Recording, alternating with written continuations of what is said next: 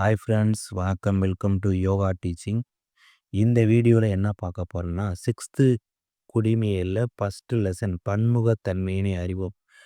School புக்கை highlight பண்ணி அதைத்தான் நம்ம இந்த வீடியோவில் பார்க்க போகிறோம். எப்படி ஹைலைட் பண்ணணும்னு சில பேருக்கு தெரியாது, பிகினர்ஸு, அவங்களுக்கு ரொம்ப யூஸ்ஃபுல்லாக இருக்கும். அதே போல் இந்த வீடியோவில் ஒரு அப்டேட் சொல்கிறேன்.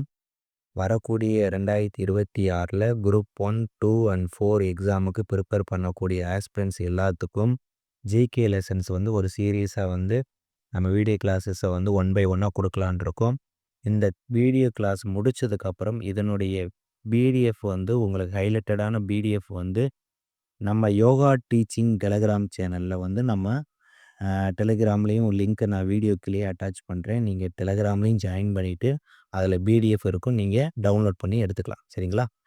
இதை 6லேருந்து 10th வரைக்கும் ஃபஸ்ட்டு பாலிட்டி, அடுத்து ஹிஸ்ட்ரி, எக்கனாமிக், இப்படி ஒன் பை ஒன்னாக நம்ம நடத்தி கொடுக்குறோம். ஸோ மறக்காமல் யோகா டீச்சிங்க்கு உங்களுடைய சப்போர்ட்டை கொடுங்க. ஓகே, ஃபஸ்ட்டு லெசன் பார்க்கலாம். பன்முகத்தன்மையினை அறிவோம். சரிங்களா? பன்முகத்தன்மை அறிவோம். இந்த பாடத்தில் முக்கியமான பாயிண்ட்ஸ் கம்மியாக தான் இருக்குது. பட்டு ஒரு டீட்டெயிலாக நீங்கள் படித்தா தான் நீங்கள், ஏன்னா பேசிக் லெசனில் நீங்கள் கொஞ்சம் டீட்டெயிலாக படிக்க நீங்கள் கொஞ்சம் ஸ்டாண்டர்ட் 9th 10th போகும்பொழுது உங்களுக்கு ஒரு நல்ல கிளாரிட்டி இருக்கும். சரிங்களா? ஸ்கிப் பண்ணாமல் பாருங்கள். இதில் டைரெக்டாக பாயிண்ட்டுக்குள்ளே வந்துடலாம். ஸோ என்ட்ரன்ஸில் பார்த்தீங்கன்னா ஒரு சின்ன பாக்ஸ் இருக்குது. அது என்னென்னா தாய்மொழின்னு கொடுத்துருக்காங்க. தாய்மொழி தமிழை தாய்மொழியாக கொண்டவர்களுடைய உணவு எப்படி இருக்குன்னா அரிசியாக இருக்குது. அவங்களுடைய விழா பொங்கல் பண்டிகை. ஸோ இது எல்லாருக்கும் பேசிக்காக தெரியும்.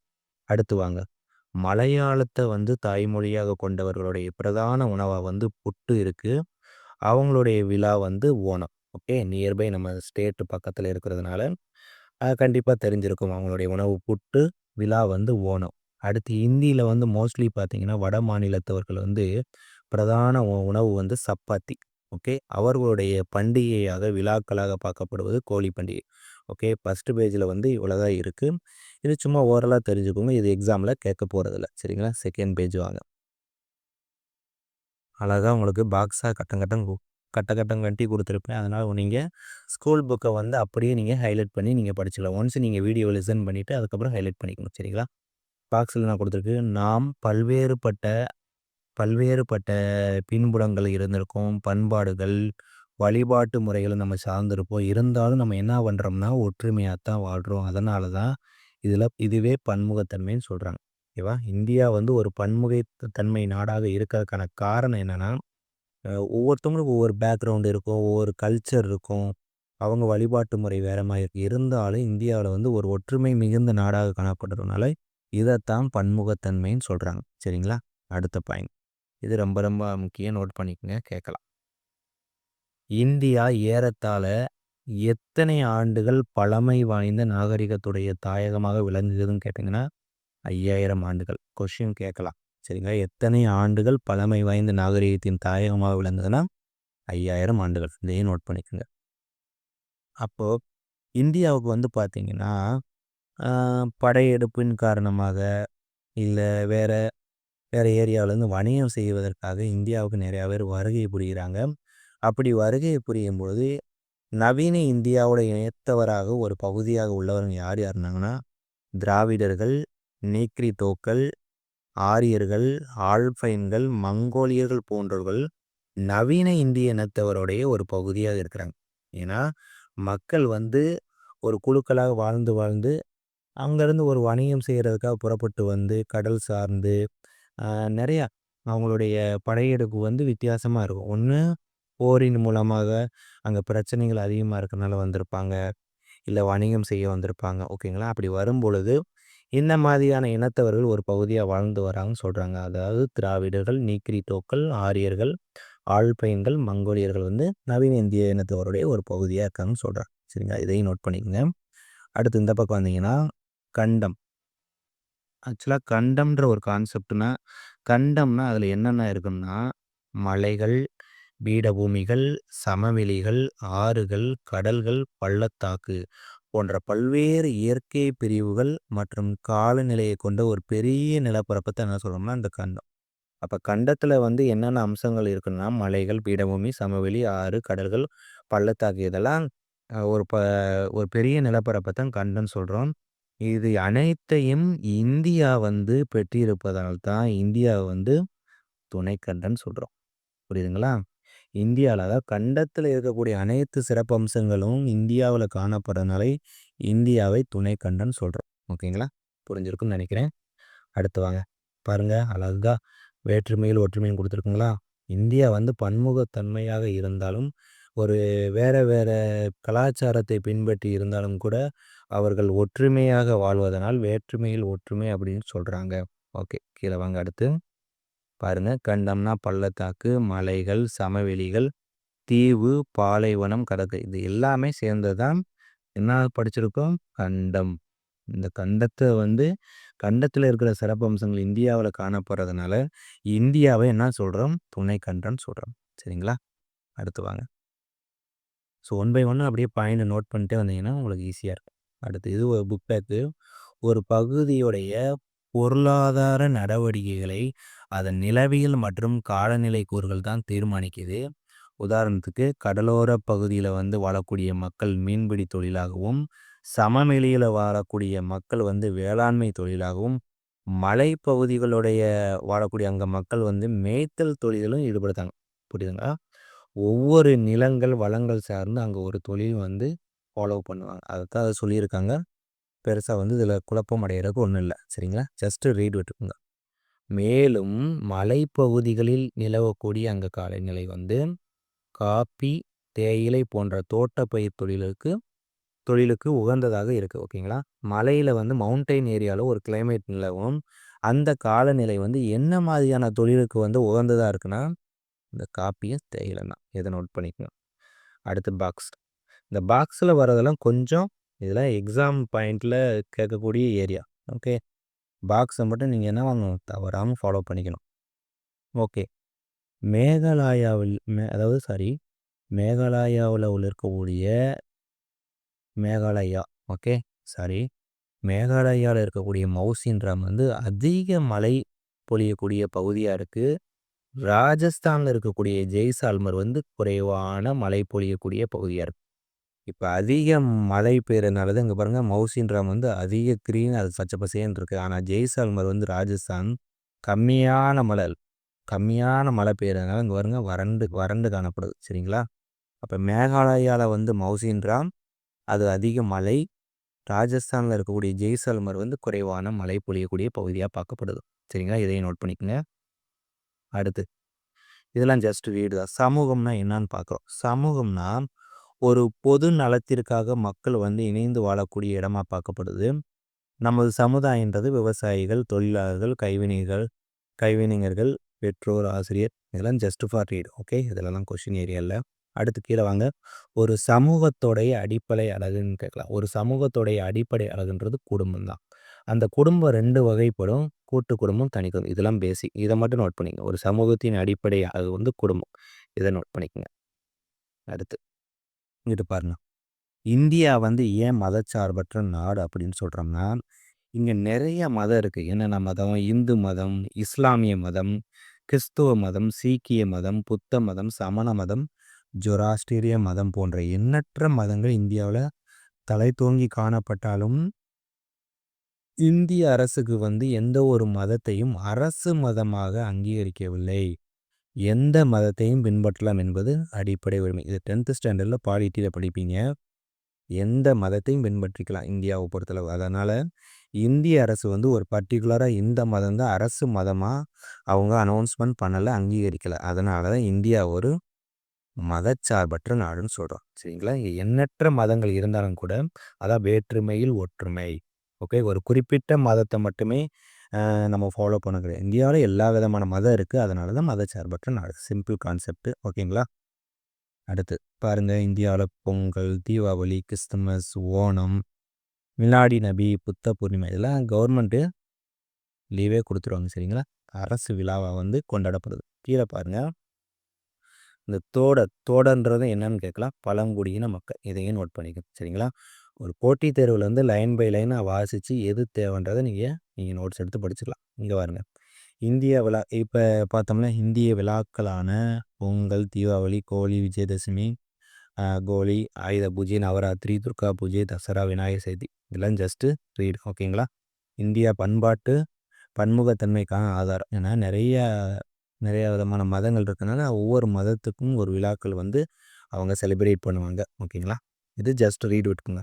அடுத்து கீழே ரொம்ப ரொம்ப இந்த பாக்ஸ் ரொம்ப முக்கியம். இந்தியாவில் 2001ஆம் ஆண்டு மக்கள் தொகை கணக்கெடுப்பின்படி இந்தியா வந்து 122 முக்கிய மொழிகளையும் 1599 பிற மொழிகளையும் கொண்டிருக்கு. ஸோ இது ரொம்ப ரொம்ப முக்கியங்க, நோட் பண்ணிக்கோங்க. அதுக்கப்புறம் இந்தோ ஆரியன், திராவிடன், ஆஸ்ட்ரோ ஆஸ்டிக், சீன திபெத்தியன் போன்ற 4 முக்கிய மொழி குடும்பமாக வந்து பிரிக்கப்பட்டிருக்கு. ஓகே, எத்தனை மொழி குடும்பம்னா 4. நோட் பண்ணிக்கோங்க. இந்தோ ஆரியன், திராவிடன், ஆஸ்ட்ரோ ஆஸ்டிக், சீன திபெத்தியன் ஆகிய 4 முக்கிய மொழி குடும்பம். சரிங்களா. அடுத்து பாருங்க, பழமையான திராவிட மொழின்றது தமிழ் மொழி தான். இதையும் நோட் பண்ணிக்கோங்க. அடுத்து இந்த பாக்ஸ் வாங்க. இந்த பாக்ஸில் பாருங்கள், இந்தியாவில் பேசப்படக்கூடிய முதல் 5 மொழிகள் எந்த சென்செக்ஸ் படி 2011 படி.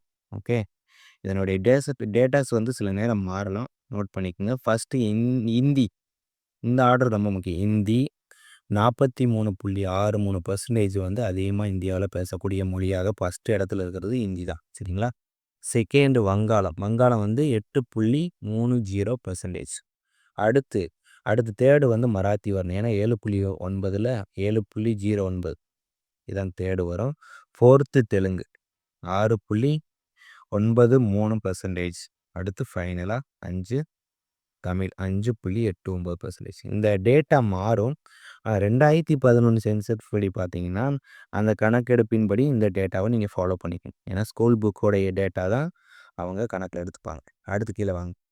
வரலாற்று ரீதியாக இந்தியாவுக்கு வந்து வணிகம் செய்ய யாரெல்லாம் வந்தாங்கன்னா, போர்ச்சுகீசியர்கள், டச்சுக்காரர்கள், ஆங்கிலேயர்கள், டேனியர்கள் மற்றும் பிரெஞ்சுக்காரர்கள் ஆகியோர் வந்து இந்தியாவில் தங்கி இருந்தனால மக்களுடைய மொழி மற்றும் பண்பாடுகள் மீது பெரும் தாக்கத்தை ஏற்படுத்தினாங்க. ஏனெனில் 1947ல் இந்தியா சுதந்திரம் பெறதுக்கு முன்னாடியே ஏறத்தாழ 300 வருஷம் ஆங்கிலேயருடைய ஆட்சியின் கீழே தான் இருந்துச்சு. இந்தியா கிட்டத்தட்ட 300 வருஷம் ஆங்கிலேயருடைய பிடியில் தான் இருந்தாங்க.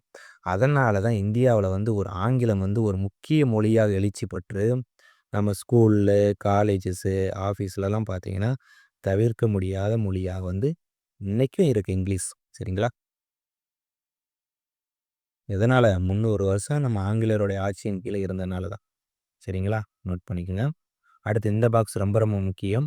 இந்திய அரசியலமைப்பு சட்டத்தின் 8வது அட்டவணையின்படி எத்தனை மொழிகள் வந்து அலுவலக மொழிகளாக அங்கீகரிக்கப்பட்டுள்ளதுன்னா 22. இது அடிக்கடி கேட்கக்கூடிய கொஸ்டின், நோட் பண்ணிக்க. 22 மொழிகள் தான் அலுவலக மொழிகளாக அங்கீகரிக்கப்பட்டிருக்கு. இப்போ 25.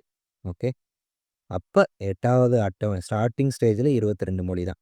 அடுத்து 2004ஆம் ஆண்டு தான் இந்திய அரசால் முதல் செம்மொழியாக நம்ம தமிழ் மொழி அறிவிக்கப்பட்டது. தற்போது 6 மொழிகள் செம்மொழிகளாக அறிவிக்கப்பட்டது. ஸ்கூல் புக்கு டேட்டா படி 6, இப்போ வந்து ஒரு 5 அனௌன்ஸ்மெண்ட் பண்ணியிருக்காங்க. டோட்டல் 11. சரிங்களா. அதை கரண்ட் அவர்ஸ் கிளாஸ் ஃபியூச்சரில் நடத்தப்போது நான் உங்களுக்கு தெளிவாக சொல்லிடுறேன். ஓகேங்களா. இப்போ ஸ்கூல் புக்கில் இருக்க டேட்டா மட்டும் ஃபாலோ பண்ணிக்கோங்க. என்னென்னா, ஃபஸ்ட்டு தமிழ் வந்து 2004. சரிங்களா, அதை அனௌன்ஸ்மெண்ட் பண்ணாங்க முதல் செம்மொழியாக தான். அடுத்து 2வது வந்து சமஸ்கிருதம் 2005ல், தெலுங்கு மற்றும் கன்னடம் 2008ல், மலையாளம் 2013, ஒரியா வந்து 2016ன்னு கொடுத்துருக்கு. இதை கரெக்ஷன் பண்ணிக்கங்க. 2014 தான் சரியான ஆன்சர். ஓகேங்களா, அதை தான் கரெக்ஷன் பண்ணி நான் கொடுத்துருக்கேன். இதையும் நோட் பண்ணிக்கோங்க. அடுத்து பண்பாடு, இது வந்து பேசிக் தான், ஜஸ்ட் ரீட். மக்களுடைய மொழி, உடை, உணவு முறை, மதம், சமூக பழக்க வழக்கங்கள், இசை, கலை, கட்டடக்கலையுடைய பாரம்பரியத்தை குறிக்கிறது. ஓகே, பண்பாடுன்றது இதெல்லாம் சொல்கிறான். சரிங்களா. அடுத்து கீழே வாங்க. ஓகே, பிரகதீஸ்வரர் கோயில், இது தஞ்சையில் இருக்குது. புனித தாமஸ் தேவாலயம் சென்னை, தாஜ்மஹால், சாஞ்சில ஸ்தூபி, கந்தரிய மகாதேவா கோயில், கோனார்க் சூரியனார் கோயில், தில்வாரா சமண கோயில். இந்த தஞ்சை பிரகதீஸ்வரர் கோயிலை கட்டியவர் யாருன்றதை நீங்கள் கமெண்டில் மறக்காமல் சொல்லுங்கள். சரிங்களா. அடுத்து கீழே வாங்க. இந்தியாவில் கிட்டத்தட்ட 28 மாநிலங்களும் இந்த 9ன்னு கொடுத்துருக்கு. ப்ரெசன்ட் டேட்டா வந்து 8 யூனியன் டெரிட்டரி தான் இருக்குது. யூனியன் பிரதேசம் அதில் தான் இங்கே கொடுத்துருக்கு. ஓகே. இந்தியாவுல பிரசன்ட்டா 28 மாநிலம், 8 யூனியன் பிரதேசம் இருக்கு. இதையும் நோட் பண்ணிக்கோங்க. அடுத்து பாக்ஸ். பாக்ஸ் மட்டும் கொஞ்சம் எஃபோர்ட் எடுத்து படிங்க. சரிங்களா? ஏன்னா அதான் கொஸ்டின் ஏரியா. இந்திய தொல்லியல் துறை இதுவரை கண்டுபிடித்த கல்வெட்டு சான்றுகளில் 60% தமிழ்நாட்டிலிருந்து கண்டுபிடிக்கப்பட்டவை. அவற்றில் பெரும்பாலானது தமிழ் மொழியில தான் இருக்கு. எவ்வளோ பெரிய விஷயம் பாருங்க. கல்வெட்டு இந்திய தொல்லியல் துறை கண்டுபிடித்த கல்வெட்டு சான்றுல 60% தமிழ்நாட்டிலிருந்து கண்டுபிடிச்சாங்க. அதுல பெரும்பாலாமே என்ன மொழியில இருக்குன்னா, தமிழ் மொழியில தான் இருக்கு. சரியா? சரிங்களா ஃப்ரெண்ட்ஸ்? நோட் பண்ணிக்கங்க. அதெல்லாம் பெரிய விஷயம். அடுத்து இந்த பக்கம் வாங்க. இந்தியாவுல பல்வேறு இசை வடிவங்கள் ஃபாலோ பண்றாங்க. அதுல இந்துஸ்தானி இசை, கர்நாடக இசை, தமிழ் செவ்வியல் இசை, நாட்டுப்புற இசை, லாவணி இசை, கஜல் இசை. கேட்கலாங்க. புக் பேக்ல கூட கேட்டிருந்தாங்க. இதுல பொருந்தாத இசைன்னு கூட கேட்டிருந்தாங்க. இதை நோட் பண்ணிக்கோங்க. ஓகே. ஒரு ஆர்டரில் நீங்கள் படிச்சிட்டிங்கன்னா இது பொருந்தாது எதுன்னு கொடுத்து சப்போஸ் 4th ஆப்ஷன் வேறு ஏதாவது மாற்றி வைக்கலாம். அதனால் இதெல்லாம் கரெக்டாக நோட் பண்ணிக்கணும். நீங்கள் ஒன்ஸ் நோட் பண்ணிவிட்டு திரும்ப ரிப்பீட்டடு மோட் ஸ்டடியாக ரிவிஷன் நல்லா பண்ணிட்டீங்கனாலே நீங்கள் அதில் பெட்டராக ஸ்கோர் பண்ணிடலாம். சரிங்களா? ஒரு தடவை மட்டுமே படிச்சுட்டு விட்டிங்கன்னா மறந்துடும். இது பாருங்கள், ஒவ்வொரு ஸ்டேட்லேயும் ஒரு பிரதான நடனம் இருக்கும். அதை என்னன்னு பார்த்துடலாம். இப்போ வட இந்தியானா மேலேருந்து வந்துடுவோம். வட இந்தியானா கதக், அஸ்ஸாம்னா சத்ரியா, மணிப்பூர்னா மணிப்புரி அதுலேயே இருக்கு, ஒடிசானா ஒடிசி, ஆந்திர பிரதேசம்னா குச்சிப்புடி, தமிழ்நாடு தெரியும் பரதநாட்டியம், கேரளானா கதகளி, கர்நாடகானா யக்ஷகானம். இதை நோட் பண்ணிக்கங்க. சரிங்களா? கீழே வாங்க. இந்திய நாட்டுப்புற நடனங்கள் இது ரொம்ப ரொம்ப முக்கியம். தமிழ்நாடுன்னு பார்த்தீங்கன்னா கரகாட்டம், ஒயிலாட்டம், கும்மி, தெருக்கூத்து, பொம்மலாட்டம், புலியாட்டம், கோலாட்டம், தப்பாட்டம். அடுத்து கேரளா பாருங்க, தெய்யம், மோகினியாட்டம். நோட்டு போட்டு நீங்கள் கைப்பட எழுதுனாத்தான் நல்லா உங்களுக்கு ஆணித்தரமாக புரியும். சரிங்களா? ஃபஸ்ட்டு ஒரு தடவை புக்கு ரீட் பண்ணிக்கோங்க. அதுக்கப்புறம் நோட்ஸ் எடுத்துக்கோங்க. சரிங்களா? பஞ்சாப்னா பாங்க்ரா, குஜராத்னா கார்பா தாண்டியா, ராஜஸ்தான்னா கல்பேலியா கூமர். இதெல்லாம் என்னது? இந்திய நாட்டுப்புற நடனங்கள். சரியா? உத்தரப்பிரதேசம்னா ராஜலீலா, உத்தரகாண்ட்னா சோலியா, அஸ்ஸாம் பிகு. இது புக் பேக்கில் இருக்குது. சரிங்களா? அஸ்ஸாம் எந்த மாநிலத்தில் பிகு என்ற நடனம் கொண்டாடப்படுதுன்னா அஸ்ஸாம். இது புக் பேக் கொஸ்டின். சரிங்களா? கீழே வாங்க. வேற்றுமையில் ஒற்றுமை ஆல்மோஸ்ட் பாடம் முடிய போகுது. இந்தியாவில் தேசிய விழாக்களாக என்னென்ன கொண்டாடணும்? சுதந்திர தினம் அதாவது ஆகஸ்ட் 15, குடியரசு தினம் ஜனவரி 26, காந்தி ஜெயந்தி அக்டோபர் 2. இதெல்லாம் நோட் பண்ணிக்கங்க. பாக்ஸு. இந்தியா வேற்றுமையில் ஒற்றுமை உள்ள நாடாக விளங்குது. இந்த வேற்றுமையில் ஒற்றுமை என்ற சொற்றொடர் நமது சுதந்திர இந்தியாவுடைய முதல் பிரதமரான ஜவஹர்லால் நேருவுடைய டிஸ்கவரி ஆஃப் இந்தியா என்ற நூலில் இடம்பெற்றிருக்கு. சரிங்களா? இந்த வேற்றுமையில் வெற்றுமை என்ற சொற்றொடர் எந்த நூலில் இடம்பெற்றிருக்குன்னா டிஸ்கவரி ஆஃப் இந்தியா. அந்த டிஸ்கவரி ஆஃப் இந்தியா என்ற நூலை எழுதியவங்க யாருன்னு பார்த்தீங்கன்னா ஜவஹர்லால் நேரு. இதை நோட் பண்ணிக்கோங்க. ரொம்ப ரொம்ப முக்கியம். புக் பேக்லேயும் இருக்குது. அடுத்து இதுவும் புக் பேக்கில் இருக்குது. இந்தியாவில் பல்வேறு இன மக்கள் காணப்படுறதுனால இந்தியாவை இனங்களின் அருங்காட்சியகம் என வரலாற்று ஆசிரியர் வி.ஏ. சுமித் கூறியுள்ளார். சரிங்களா? இதை நோட் பண்ணிக்கங்க. அடுத்து இந்த பேஜில் பார்த்தீங்கன்னா இந்த மேல் பார்வைன்றது இது வரைக்கும் நடத்துனதை ஒரு ஷார்ட்டாக கொடுத்துருப்பாங்க. ஷார்ட் நோட்ஸாக கொடுத்துருப்பாங்க. அதை நோட் பண்ணிக்கோங்க. இந்தியா வேற்றுமையில் ஒற்றுமை இதை பார்த்தோம். பன்முகத்தன்மைனா என்னன்னு பார்த்தோம். நில அமைப்பு காலநிலை தான் பன்முகத்தன்மை மீது ஒரு பெருந்தாக்கத்தை ஏற்படுத்துது. இது புக் பேக். ஒரு பகுதியோட பொருளாதார நடவடிக்கைகளை அதன் நிலவியல் மற்றும் காலநிலை கூறுகள் தான் தீர்மானிக்குது. இதெல்லாம் ஜஸ்ட் ரீடு தான். ஓகேங்களா? ஒரு கண்டத்துக்குரிய அனைத்துமே இந்தியாவில் இருக்கிறனால இந்தியா இதுவும் பார்த்தோம். அடுத்து 2001 சென்செக்ஸின் படி மக்கள் தொகை கணக்கெடுப்பின்படி இந்தியா 122 முக்கிய மொழிகளையும் 1599 பிற மொழிகளையும் கொண்டு இருக்கு. இதையும் பார்த்தோம். இதெல்லாம் ஜஸ்ட் ஃபார் ரீடு. சரிங்களா? அடுத்து கலை சொற்கள் இது பார்க்கணுமா? ஜஸ்ட் ரீட் பண்ணிக்கோங்க. பன்முகத்தன்மைனா என்னன்னா பல்வேறு இன மக்களுடைய அல்லது பொருட்களுடைய பண்பு. சார்ந்து இருக்கிறதுனா என்ன? 2 அல்லது அதற்கு மேற்பட்ட மக்கள் ஒருவரை சார்ந்து இருக்கிறது.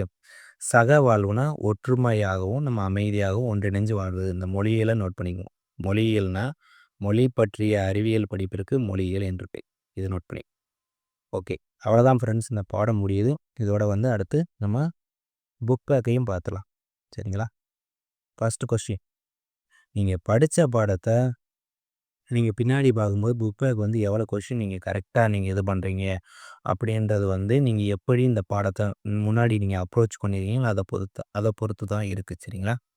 இந்தியாவில் வந்து எத்தனை மாநிலங்கள்னா 28 மாநிலம், 8 யூனியன் டெரிட்டரி. ஆப்ஷன் இ. சரிங்களா? அடுத்து, இந்தியா வந்து ஒரு துணைக்கண்டம்னு சொல்கிறோம். ஏன்? கண்டத்துக்குரிய அனைத்து பண்புகள் இருந்ததுனால துணைக்கண்டம்னு சொல்கிறோம். அடுத்து தேர்டு, மிக அதிக மழை பொழிவுள்ள மவுசின்ராம் எந்த மாநிலத்தில் இருக்குன்னா மேகாலயா. சரிங்களா? குறைவான மழைனா ராஜஸ்தானில் ஜெய்சால்மர்னு படித்தோம். அடுத்து, கீழ்கண்டவற்றில் எந்த மதம் இந்தியாவில் நடைமுறையில்னா கன்பூசிய மதம் தான். ஏன்னா சீக்கிய மதம் இருக்குது, இஸ்லாமிய மதம் இருக்குது, ஜொராஸ்ட்ரியம் இருக்குது. அது நடைமுறையில் இல்லைன்றது கன்பூசியம் தான் இல்லை. அப்போ இதுதான் ஆப்ஷன் இ தான் ஆன்சர். ஓகே. அடுத்து, இந்திய அரசியலமைப்பு சட்டத்தின் 8வது அட்டவணையின்படி அங்கீகரிக்கப்பட்டுள்ள அலுவலக மொழிகளின் எண்ணிக்கை 22 தான். அது பாக்ஸ் படித்தோம். அடுத்து, டேஸ் மாநிலத்தில் ஓணம் பண்டிகை கொண்டாடுறாங்கன்னா கேரளாவில் கொண்டாடுறாங்க. அடுத்து 7வது கொஸ்டின், மோகினி ஆட்டம் எந்த மாநிலத்துடைய செவியல்னா கேரளா தான்.